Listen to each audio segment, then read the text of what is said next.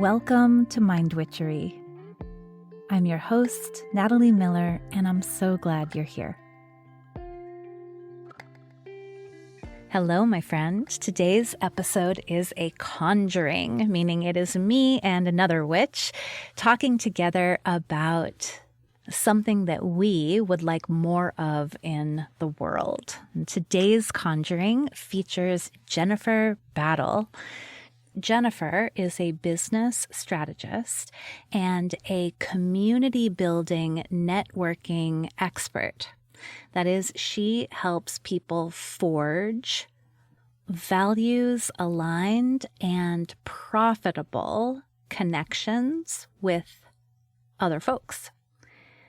Jennifer is the founder and leader of Success Revolution Society, which is a masterminding community for online business owners where she really practices what she preaches.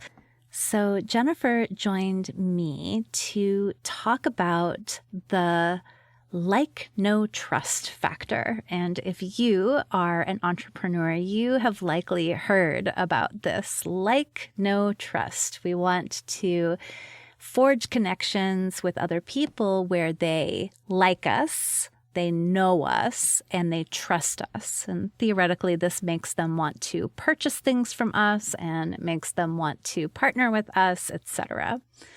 So Jennifer has a different way of thinking about this like, no trust factor. She redefines it completely. And as you know, I am always here for a redefinition. So in the episode today, Jennifer and I talk about how to make genuine and fruitful connections with other people as we are making our way through life and business. I hope you enjoy this conversation and that it inspires you to connect in a new and different way.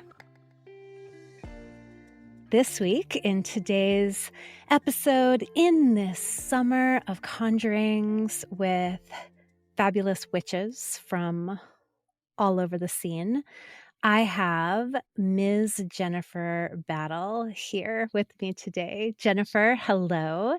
And Jennifer, you are the connection queen. I love it when people call me that. I'm a queen who believes in connection. So yeah, I absolutely love connecting with people and just getting to engage with them in a non-businessy, human-to-human kind of way. And lo and behold, it actually tends to work well for business too. So yeah, they started calling me the connection queen. Yes, I love it. So we are going to talk today about the like, no trust factor. Any listeners who've been in these entrepreneurial streets for any amount of time have heard about the like, no trust factor. When did you learn about that idea, the whole concept of it? Yeah, probably like most people, I had a business coach. So I've been an entrepreneur for 6.5 years now, and I actually started off as a fitness coach. And one of the first when I say bigger investments that I made in my business, I hired a business coach. And, we're talking about how to get clients. And, they're like, well, you got to establish that KLT, that know, like, and trust factor. And the way it was presented to me and the way I continue to see it presented is that means on social media, you share more of yourself. So you might share pictures of your dogs or your family or personal stories, or in some extreme cases, people would break down and cry in front of the camera because they were trying to establish the fact that they were human and you should know me, know the ins and outs of my life. You like me and therefore you trust me and you buy. And it's interesting because, yes, I do believe on being your whole self on social or your whole self in your business, but it just felt a little, I don't know, fake, rehearsed. It didn't seem that genuine. So I recently just started thinking about what are we actually trying to get at with know, like, and trust? I think it was a good idea that through different interpretations or coaches or, people using it so often, it kind of really lost its core meaning. So I've really been trying to discover that core meaning. Yeah, that's very performative, right? It's like, here I am in my house with the video camera in my phone, and I'm doing a little show, a performance, so that you will like me and so that you will feel like you know me, right? And other marketing consultants will be like, "Oh, you have to like tell anecdotes that are relatable," right? It's like the Us magazine stars, they're just like us, right?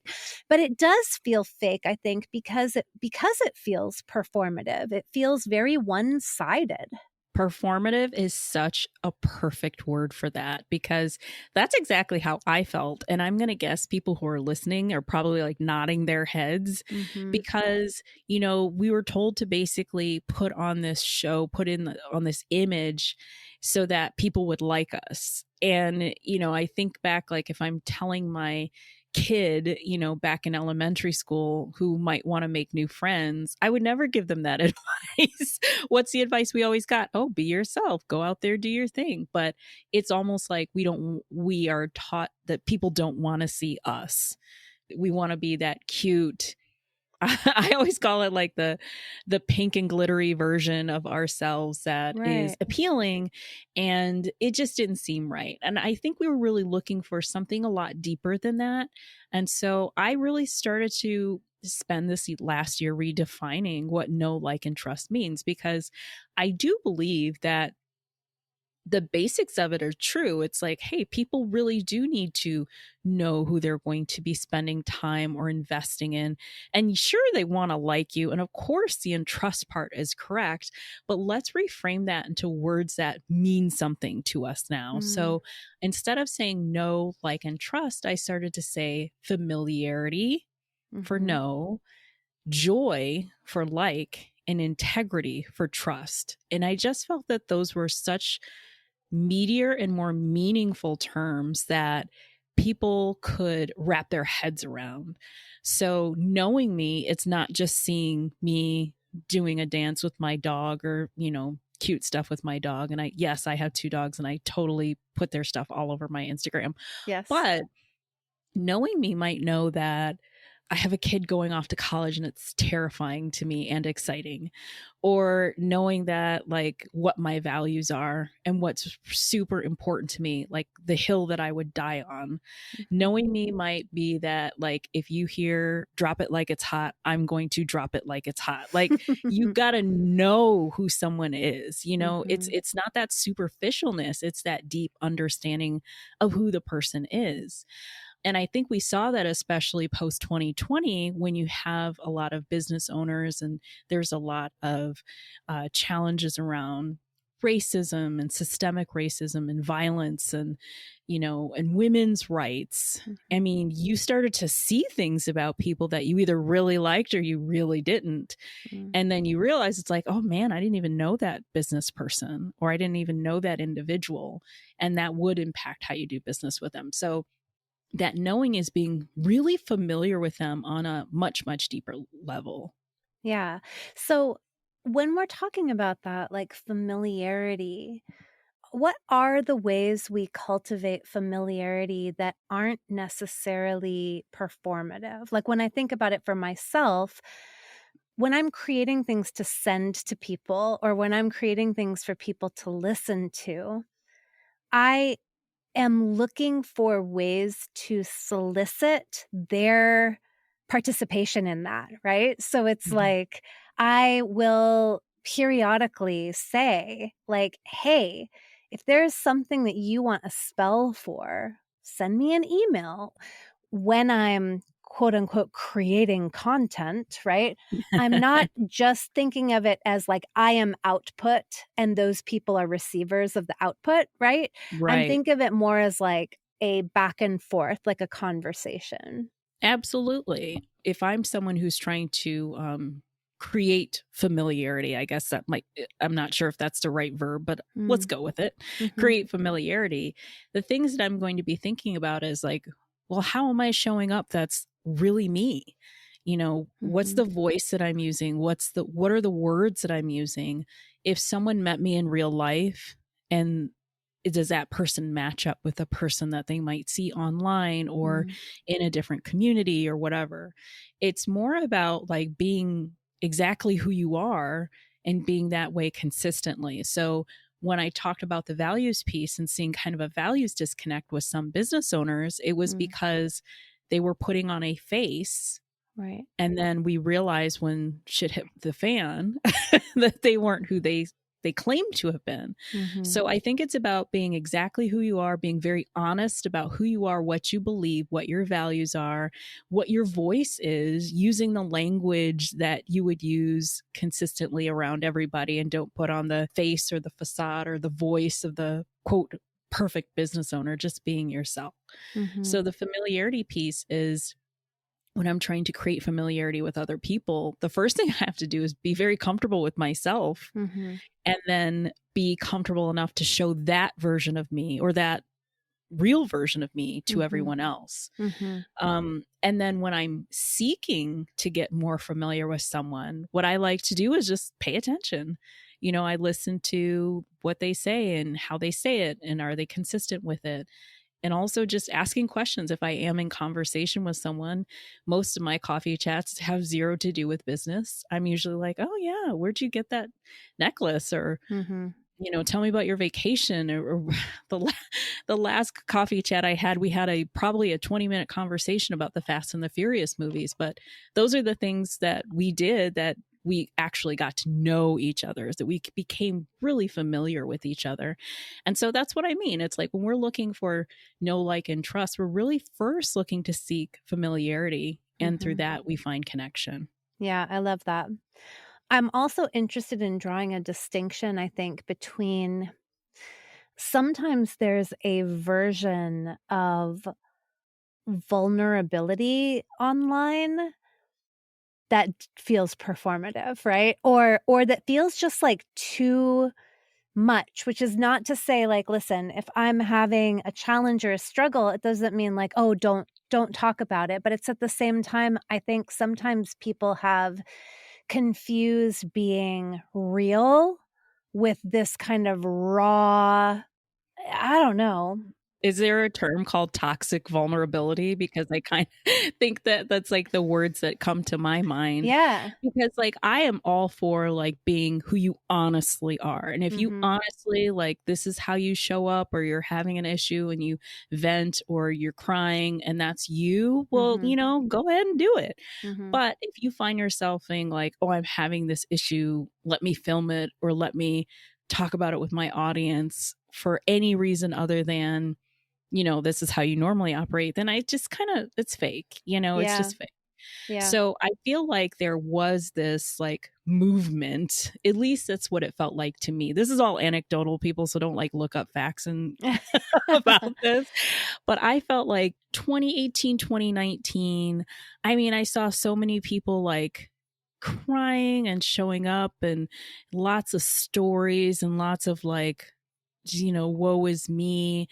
And again, I am not trying to discount people's experiences, because hell, being an entrepreneur, there are many times, like 10 minutes ago, where I'll be like crying and having those woe is me moments, but it's not in my character. It's not in my normal sense to share that with the entire world. Yeah. So but it felt like maybe somebody somewhere was giving this advice that, vulnerability meant sadness, vulnerability meant crying on camera, vulnerability meant whatever.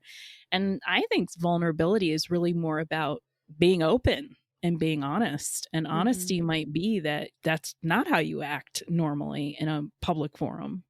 Yeah, I'm with that. I kind of feel this. There's also a version of ranting, right? Of like taking a stand, find a polarity and take a stand and like, say something controversial. And it's just like, you can tell when it's like someone is like, this is in full integrity for me and I live this, versus, what would probably get a lot of views? Me talking shit about XYZ, right? Yeah.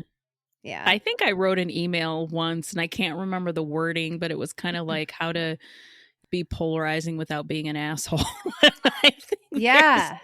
we know the type of behavior that gets a lot of eyes, but to me, it almost sounds like a toddler throwing a tantrum. Yeah. You know, they do it because they know they're going to get attention versus this is the way that we're going to, you know, get to the thing that we want or make change. So yeah, Right. it's really interesting with so many fun trends online these days, or things that we've been taught, or things that, you know, frankly, I'm guilty of. I had to unlearn or just lean more into trusting myself. Mm-hmm.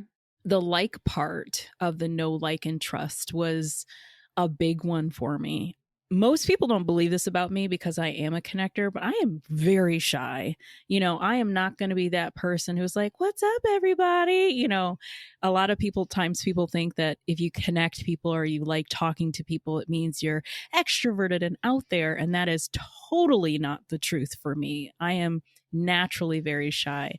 So this concept of like was so difficult for me because I didn't think I was the kind of person who went out there and everyone's like, "Oh, she's great. Let's follow her. Let's buy her stuff." So I had to change that, especially when I thought about the people that I liked or that I enjoyed interacting with. And I'm going to shout out my friend Tara, because on her CRM, when she meets people, she'll have a category like vibes or high vibes or something to describe how she felt about the person when she met them. It really is like, this person makes me smile. This person brings me joy. So I was like, joy. Now that's an emotion that I can wrap my head around. And I know that when I have great interactions with people and we're laughing and we're talking and we're sharing our Vin Diesel stories or whatever, Yeah. you know, that's a joy piece. And we're always looking to seek out people who bring us joy in business. And I thought about my favorite retreats, my favorite coaches and mentors and colleagues that I've worked with. And literally every single time I think of them, it puts a smile on my face. So instead of like, I thought about joy, because that doesn't mean someone has to size me up and determine if I'm okay. It's like, do we have a connection? Are we having fun? Do we have that great energy? And I love looking at my business and asking myself, is this a good energy? Are we having fun? Do I have joy in my life and in my business? And it just seemed like a much healthier way to describe that feeling when we talk about know, like, and trust. It's more like the familiarity and the joy. Such a helpful reframe for me. So I'm really hoping that as people hear this, that even if they don't use my reframe, they're open to reframing that concept in a way that makes sense for them. Yeah. When you even just think about telling an entrepreneur, so what you want is to get people to like you. It gets very pleasy, very people pleasy, right? It does spark insecurity. It's like, well, the assumption is they don't like me. And so how do I like make myself likable? How do I, or what do we said that about Hillary Clinton, didn't we? Then Oh my in that goodness. election, right? Is she likable? Yeah, it is such a shallow, superficial kind of designation. But I love this idea, is there joy? And it makes me think of, like I love your dog content, for example, right? Because it's just like I love little smashed face dogs, and you have two very cute ones. And it also just, right, I get a sense of like, look at these babies, look how spoiled they are, look how much warmth and joy is in this home and in this relationship. I can totally see it. Or I love it when people collect memes and do a meme dump. That also, I'm just like, I love you, because we clearly have the same sense of humor. That's funny shit that you just shared, right? And so it is like less about, likability and more about, isn't this world amazing? Like, isn't this world full of great and beautiful and joyful elements? Yeah, and as you're telling this story, it's like I'm paying attention to how my body feels. Like I'm laughing along. I'm thinking of the funny memes. I Yeah. love you referring to my dogs as smushed faced little dogs. This is good, and I feel really relaxed. And when we're talking about like connecting with people, Like, that isn't that what we want to feel like? We don't want to feel like we're like on a job interview or that we're being grilled. We want to be 100% ourselves. We want to be smiling. We want to laugh. And I feel like sometimes we forget, because some of us who have come from more traditional workplaces and are now entrepreneurs, we kind of forget that we can choose exactly how we want to feel with people. We can choose the people we want to be around. And so that joy component is really, really big. Yeah, like what are the sorts of things you like to do? What are the sorts of things you like to read about, think about? What is it that brings you alive and sparks joy for you? And then it's really just sharing that. This is actually, here's a little secret, a little story from Natalie's personal archives. Once upon a time, I was in graduate school and in a PhD program in English. And I have to tell you, Jennifer, that program destroyed my faith in my ability to write. I had panic attacks when writing just because of the way they treated writing in this program. It was truly horrific. And no, I did not finish the degree. I did begin my dissertation, but I did not finish it. And when I wanted to start writing a newsletter for my community, really, right? When I wanted to have an email newsletter, it was so challenging. Like I had so much trauma to work, like emotional trauma to work through, to be able to send something that I knew hundreds of eyes would read. And the way I did it was I decided that in the newsletter every week, I would recommend a thing or two that was bringing me joy. So I would put in like a recipe or a book I read or a TV show I watched or whatever, right?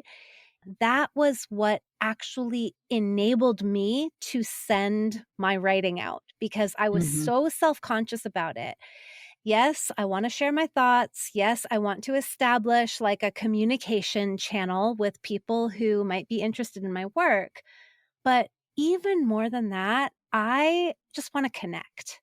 And those now they're called Life Enchanting Treats, and they are still part of the newsletter. And no, I don't get paid for that, y'all, just so you know. It's not a sponsorship situation. It literally is, I like this lip gloss and I would like to tell you about it, right? But those pieces feel so important to me because that is where I get to connect with people who are like, I also like cooking. I also like good television. I also love novels. I also like lip gloss or whatever it is. And it feels good in my body. And in fact, so good in my body that it was able to help me overcome all of this fear about sharing myself. So I love Man, that. we could trade some higher ed stories. I used to work in higher ed for 15 years. And although I didn't have the PhD experience, I have very similar experiences where when I became an entrepreneur, it became so difficult for me to break out of that box. I was scared to write. And now my newsletter is called That's What She Said. So I have I finally let it go. And I think one of the things that I'm most proud of is that people will like, oh my gosh, Jennifer, your newsletters are so funny. And I would have never allowed myself to be able to relax, be myself, and be happy and funny and weird like I did before. Like, let's normalize that our businesses are supposed to be fun. This is a thing we're doing because we decided not to do those other things that sucked. We want to do fun stuff. So like lean into that, not only with your strategies or tactics, but in your relationships with people. Because that's where the real connection comes in. I think I love that you said you just had this desire to connect. You wanted to relax. You wanted to share the things that were important to you. And that's like hitting the nail on the head on what I think know, like, and trust really is supposed to be. But thinking about familiarity, joy, and then finally like integrity, that's the key. It's like when you put those things together, you can't help but to connect with some amazing people because you're out there being yourself, they're out there being themselves, you're having fun. And then that last piece is that your values aligned or that you have integrity. And I'm sure my textbook definition of integrity that I'm using is not 100% correct. So Natalie, I know you have this wonderful thing of defining the words. So I'm like, oh man, she's going to get me on this one. But I will just say, when I say integrity, I think about values. I think, is this person values aligned with me? Is this someone that if I say like, hey, check out Natalie, that it's not going to come and bite me in the ass later on? Right. Do I trust this person with my other contacts? Do I trust this person to, do what they say they're going to do? Does this person show up the same way? Like, are they trustworthy? Do they have integrity? And so that's how I define integrity. So when I think about a person that I am familiar with, there's joy and there's integrity. Like, this is a bomb ass person. Like, this is someone that I really do want to spend time with, whether I'm buying their stuff, we're hanging out, we're going on a retreat, we talk on the phone, or, Voxer, which is my new latest obsession. Yes. It doesn't cut you off like Instagram does after 1 minute, which is very important to someone like me. But that's exciting. And so if you think about where we started our conversation with know, like, and trust, and this performative, fake, forced kind of thing, and you move to these emotions of like feeling good, knowing someone, wanting to hang out, fully feeling like they have integrity, like that's a completely different like plane that we're talking about in terms of relationships and connection. Yeah. And a couple of things come to mind. Like, one is that I love that you were prolific and you were elaborate in the different ways in which people might connect, right? If you're trying to like implement know, like, and trust to make sales, there's no like and trust in that, right? It's very manipulative. And instead, if it's like, okay, what I really want is to connect with people, and that could be in a variety of ways. It could be collaborative, right? It could be that maybe they will attend one of my events or purchase one of my things. But like, when you make that the point, when you make selling your shit the point, know, like, and trust isn't really possible. And again, I think that comes around to integrity, doesn't it? Because 100%. yeah, when I think integrity, I think, does this person walk their talk? Like, does this person practice what they preach? I see them saying this thing. Do I see them doing it also? Yes. Oh, I'm so glad you brought that up, because the first thing I try to teach people is the point of connection. Sometimes it's just connection. You have no idea where it might go or where it might not go. But if you're just really honest with who you are and connecting with someone, eventually good things happen. I just believe that if you put good stuff out there, good stuff will come back to you.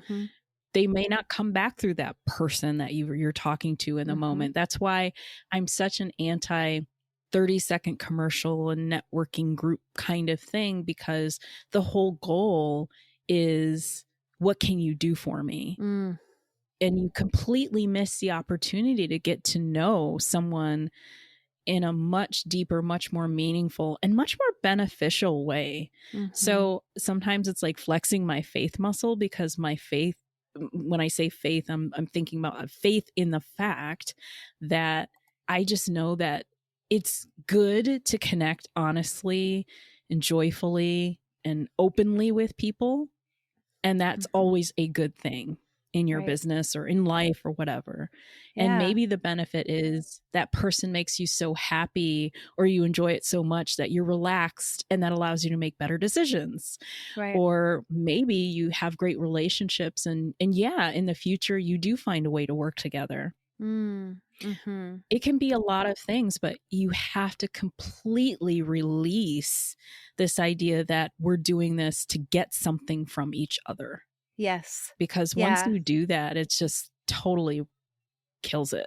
Right. Right. It's all wrong. And so it's hard to teach that in business because business is all about transaction. And if I push this button, this will happen. Mm-hmm. And we as humans sometimes want that certainty. Mm-hmm. And the reality is that it's not certain. And you just have to believe in yourself that you're doing good things and meeting good people is good and Mm-hmm. connecting with people is good. I just had this vision of like a bunch of people in a conference room and everyone is clutching their own business card in a conversation, but not to actually converse, in a conversation to wait for the right moment to thrust their business card out into the middle, right?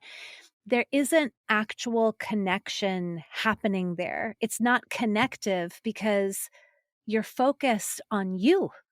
You're you're not actually connecting. What you're trying to do is kind of try to like figure out like where's the opening, right? It's like when you have a conversation with someone and they're clearly not listening to you, they're just waiting for their turn to talk, right?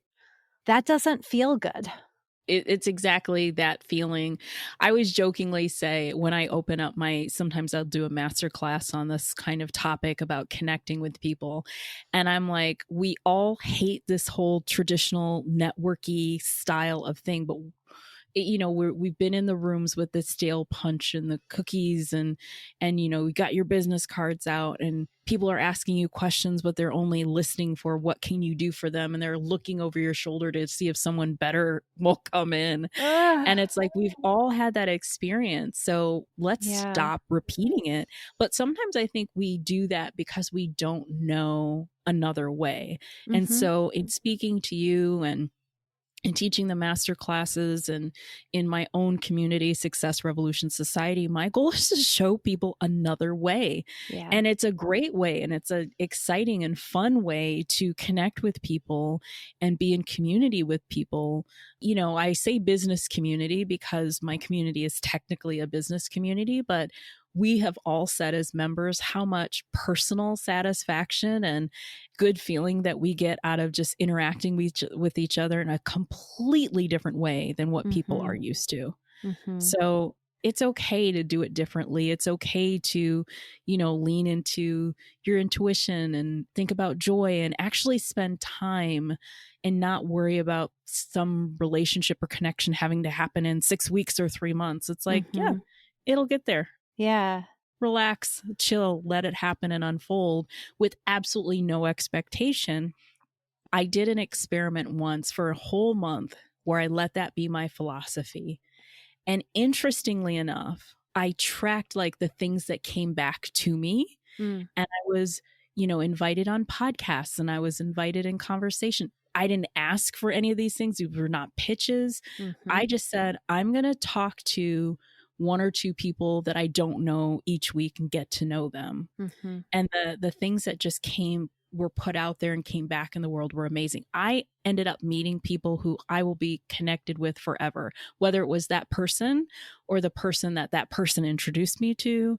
And Mhm. it's all been quite positive. So I do really encourage people to open up and start to push back against some of these traditional ways we've done things. And if it starts with a reframe of know, like, and trust, then let it start there. Is if there's Mhm. something else that's been burning in your mind that doesn't feel quite right, challenge it. What Mhm. feels right to you? Yeah.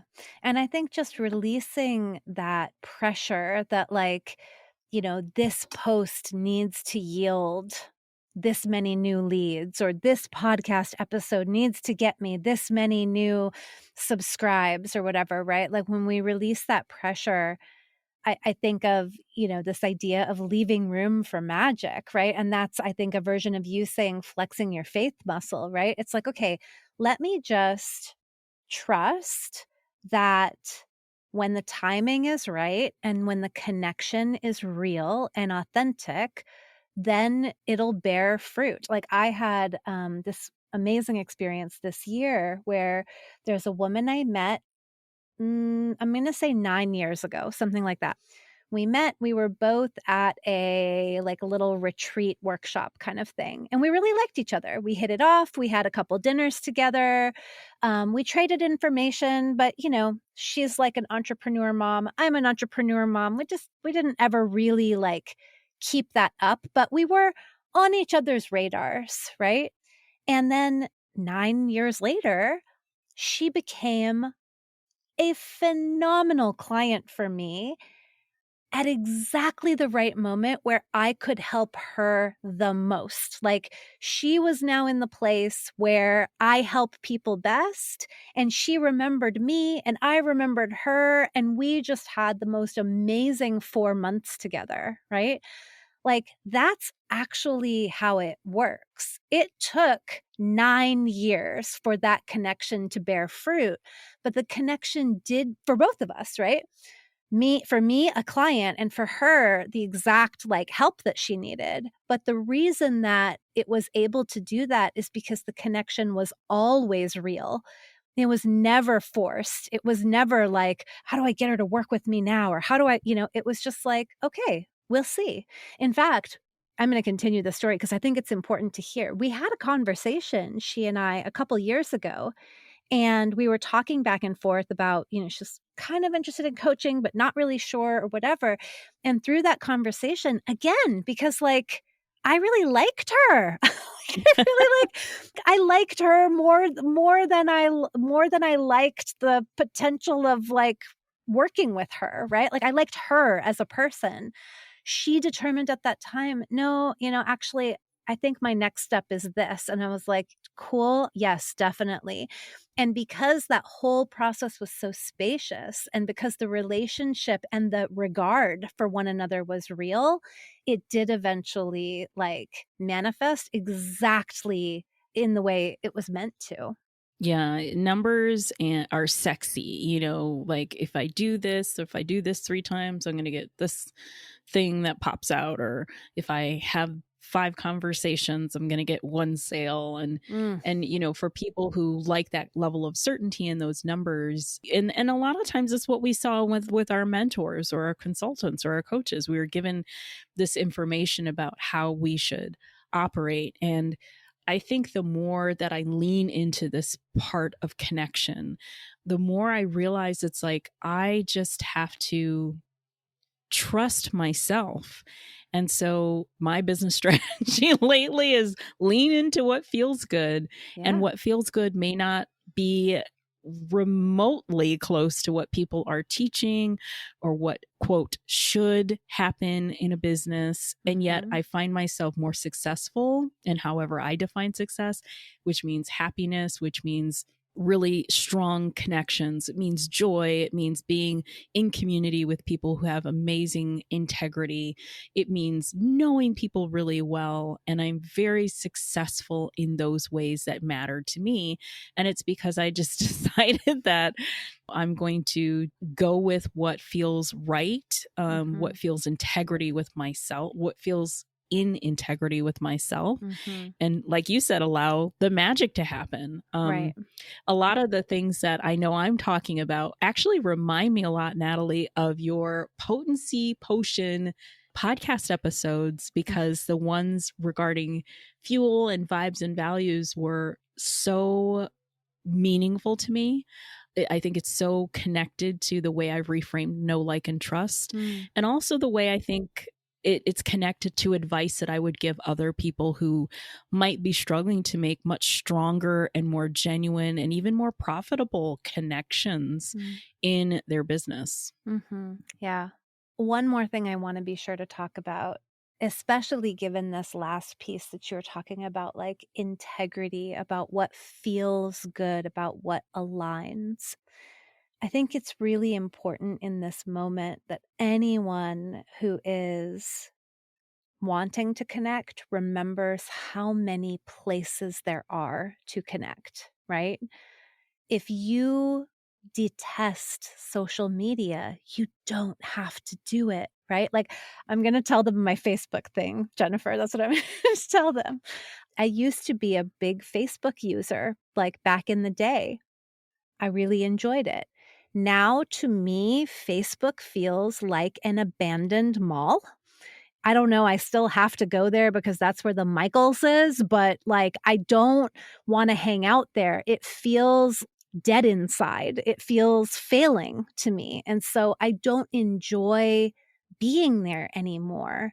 So rather than pressuring myself to, like, show up because you have this many followers there, you have this many friends there, and that, but it doesn't feel good. So that's just not where I'm gonna put my energy, my connection energy, right? Like, same with, like, anyone who's like, "Oh, you have to do TikTok. TikTok's the place to get viral, blah, blah, blah." It's just like, but maybe if you enjoy it over there, but if you don't enjoy it there, like, find somewhere else. Like, find your local small business association that supports women entrepreneurs. Like, find your Success Revolution Society with Jennifer, right? There are so many places that we can connect. It doesn't have to be Instagram. It doesn't have to be the conference that quote unquote everyone is going to. If you don't like conferences, don't go. For real. Yeah, I always tell people like all of this starts with knowing yourself really well. And that's exactly what you were saying. Like, be honest about who you are, what you like, and what you don't like. I mean, I'll tell you right now, I'm not on Facebook because of the same reason, abandoned mall, but I'm also not on TikTok because other than watching like ridiculous videos, I don't get it. I mean, maybe that shows my age a little bit, or it really honestly, that's just not how I connect. I just don't see that as a means of having real conversation, which is my favorite medium. So whether I'm leaving 17 ridiculous 1 minute Instagram voice notes, or I'm on Voxer, or I do a coffee chat, that's like what I love, because that one-on-one get to know someone a little bit more intimately is like, that's my pocket, that's where I like to be. Now, some people, they're like, poke my eyes out, I can't talk to someone for that length of time. And so TikTok might be where it's at, or the meme cycles. I love that point, right? That, I mean, to each her own, but there's no reason to pressure yourself to be somewhere you don't enjoy being. I actually enjoy being on Instagram in a light touch way, in the kind of way that I've curated for myself. And so I don't mind connecting there. I certainly love this podcast. I love recording this podcast, and I see this podcast as a means of connecting with listeners, with guests like you, right? Like, this feels like a place that I get to connect, that feels very in integrity and feels really good.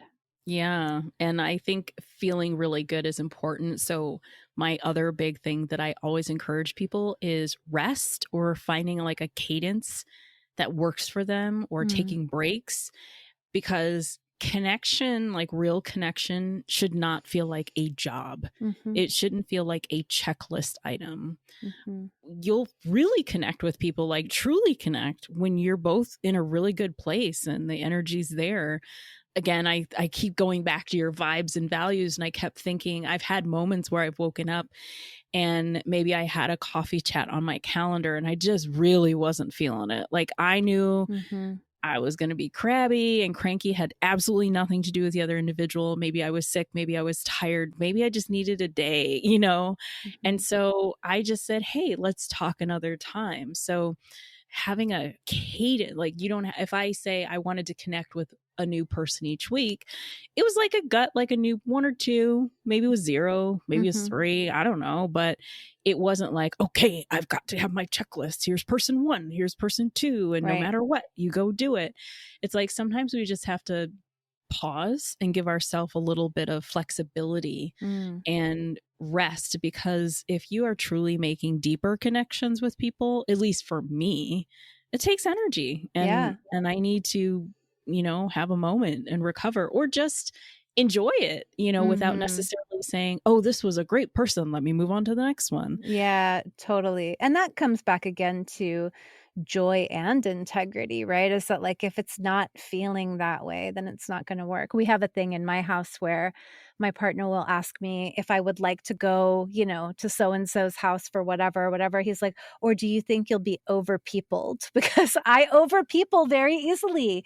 I over people very easily because, even if it's like the checker at the grocery store, I will end up having an in-depth conversation with them about their nails or whatever, right? Like I do love to connect very intensely, and that requires me to have plenty of time, alone time, and time to replenish for sure.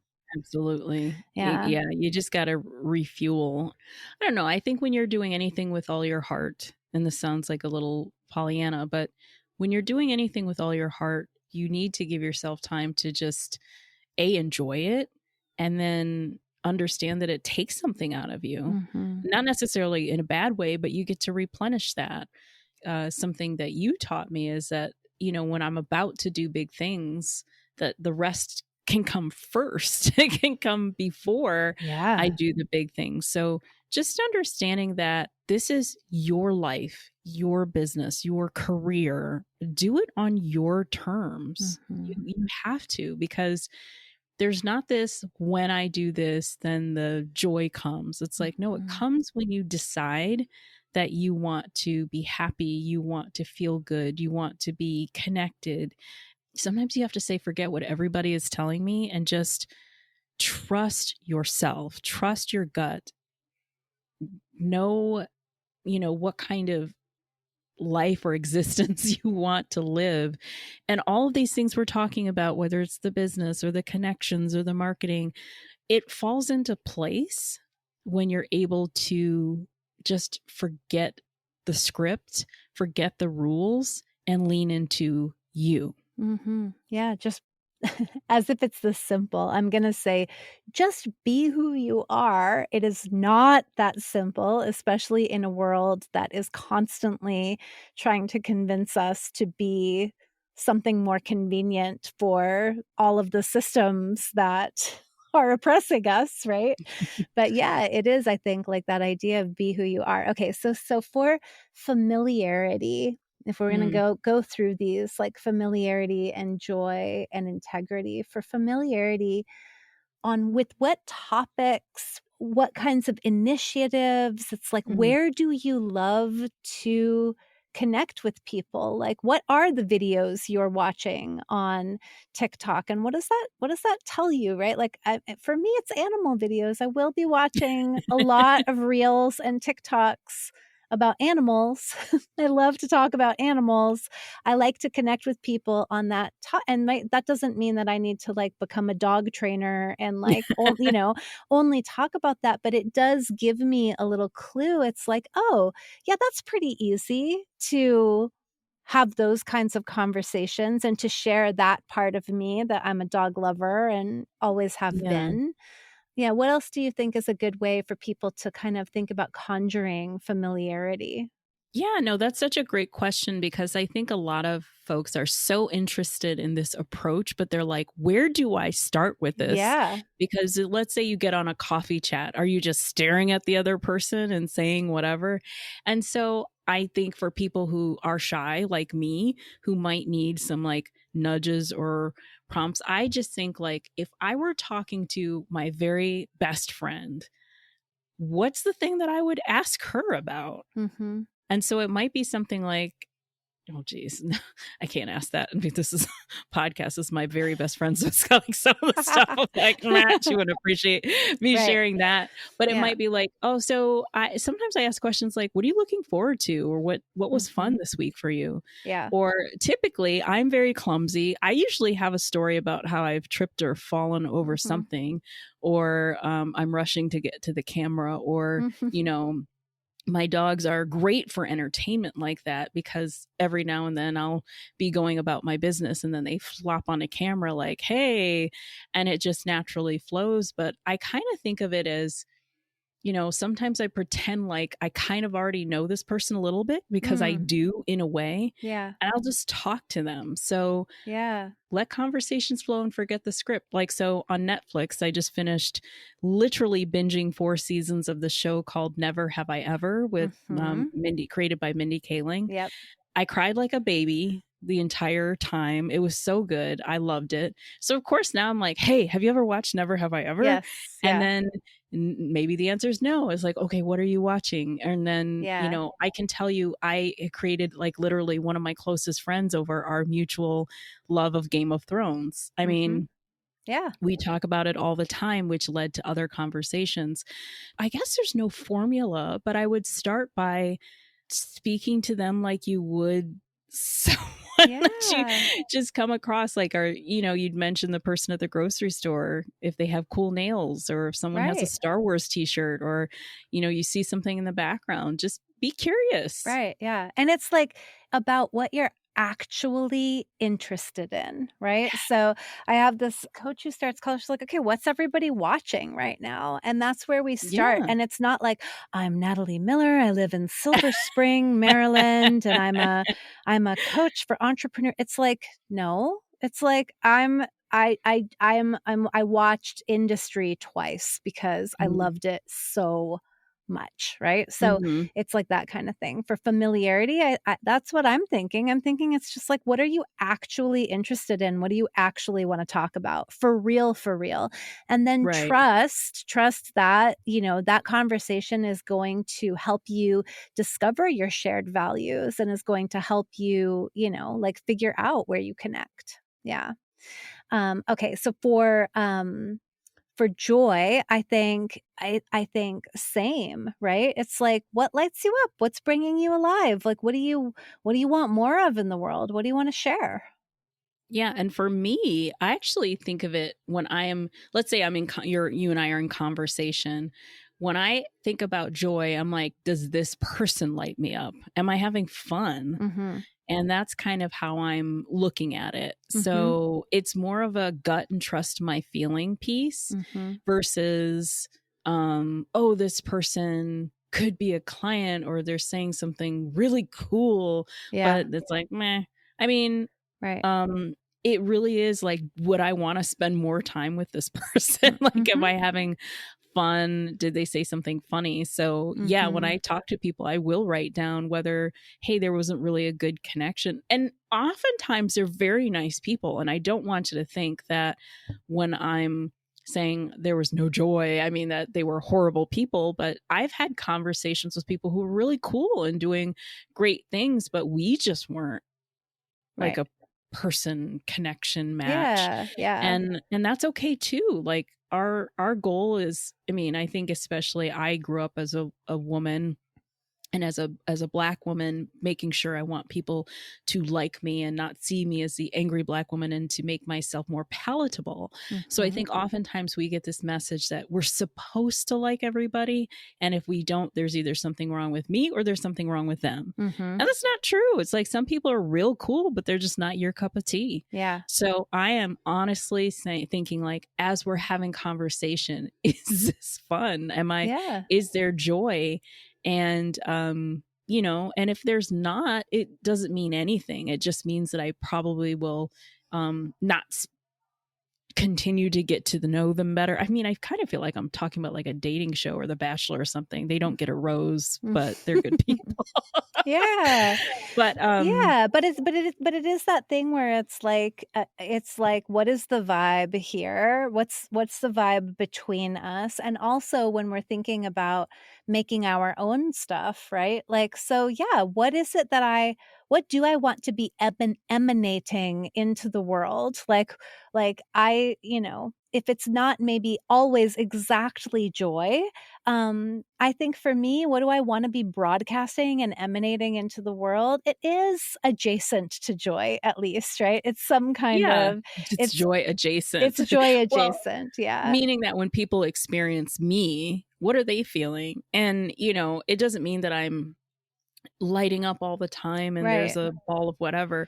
Maybe Right. it's just feeling of like camaraderie. Like Yeah. I totally get her. I really like her. Right. Yeah. And I've learned to Yeah. And the trust that point more isn't than totally. No, I'm, like, interrupting because 'cause I'm so excited because I do wanna come back around to that point of, like, it's not convincing you to like me. It's emanating, "Here's what is joy for me," and so if you like it, you will vibe with it, and we will connect, right? But it is coming from this very self-centered, like, centered in myself place rather than a you know what's trending right now, this approach to a reel. And I'm like, well, I'm not going to just like do something because you're telling me other people are going to like it. I'm going to be who I am.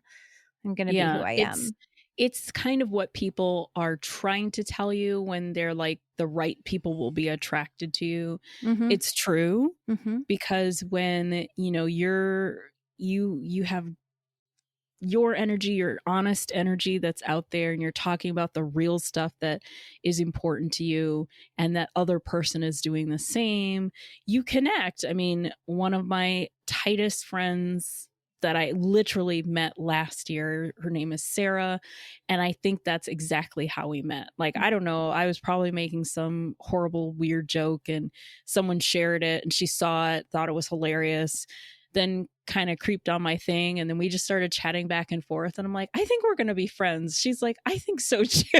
and, Mm. and that's just, it took off from there. But honestly, I when I was putting that stuff out there, it was not like who's going to like me and come to the dark side with me. It's more like, hey, this is just me and this is how I use social media. And that Mhm. person, connected and vibed and had a very similar energy, and now it works. We Yeah. work with each other all the time. We're friends. We talk to each other. Yeah. So yeah, it works. Yeah. Yeah, and then this last piece, integrity, which of course is very near and dear to me, is this like I'm walking my talk, or at least I'm fucking trying, right? And I'm not a different person in real life. Although I have been told I'm shorter than people expect, but I'm not a different But you're person. not telling people you're 6'2". Exactly, exactly, right? Yeah, it's like, of course, it's gonna be a little bit different because people are contextual, but at the same time, it's like you aren't going to find a radically different version of me because I Mm-hmm. am being myself. I'm Mm-hmm. being myself wherever I'm going, and, listen, that's not small, that's really big, but, the key to that that trust, that faith muscle, that magnetism that you were talking about, I truly believe that is the key. Like, you can Mm-hmm. only send out the clear call signal when the signal is, like, it's unfiltered from you, right? Like, then the call signal Yes. is clear, and then, yes, people can pick up on it. If you're sending out this signal this direction and that signal that direction, or you're sending out a signal and then when people actually come in to be with you, all of a sudden they can't find that vibe, they can't find that signal anymore. That's only a recipe for disaster. Yeah. So, Red flag city. I think a mhm, huge part of that is knowing who you are. And that's the one thing that I wish I would see more mentors and coaches spend time doing, because you can only be really clear in projecting that thing when you know what that thing is for you, or mhm, those things. And so that's why I'm a huge proponent of values and being values aligned. But in order to do, you have to know what is important to you, what is mhm, the thing that's important. And we mhm, often, we do these, like, there's these values exercises, blah blah blah. Forget though, the thing, like, my someone used to tell me, what's important to you based on how you're spending your time and how you're spending your money, or mhm, how you want to spend your time and your money if you don't have it. mhm, So really think about, like, that thing, those things that are so just fundamental to you. But I don't think oftentimes we spend time thinking about that. Or when we think about values, we're thinking about like writing it on a piece of paper or having it be a piece of marketing materials. But I think it kind of goes back to knowing yourself, taking time with yourself, so that when you do put your stuff out there in the world, you're really, really clear and honest and feel good about who you are and what you're saying and what you're putting out there. Mm-hmm. Yeah. It's that whole self-honoring Mm-hmm. approach where it's like, I'm not going to try to be someone else. I'm not going to try to like what I don't like. I'm going to be who I am, and I'm going to figure out where I can do that. Right. Yeah. It's like, I don't need to change who I am. I could change with whom I'm hanging out. I can change where I'm hanging out. I can change that, and I can just find the places that suit me, the places that are Mm-hmm. the places and the people that suit me. Yeah. Mm-hmm. All right, Ms. Jennifer. Well, thank you so much for coming on to Mind Witchery today to talk about your total reframe about the know, like, and trust. Where can our sweet listener come and find more from you? I would love to have people check me out on Instagram at Jennifer Battle _. So that's my first name, last name with the little line underneath. Mm-hmm. Yeah. And you can see pictures of my smushed face dogs. You can see, all the stuff that I'm up to and what I put out there. And then you could judge for yourself if I'm someone that gives you the know, like, and trust, or the familiarity, joy, and integrity vibes. Yes, you can come feel into it. I highly recommend. All right, Jennifer, thank you so much for coming. My sweet listener, thank you so much for being here with us. Bye for now. Bye-bye.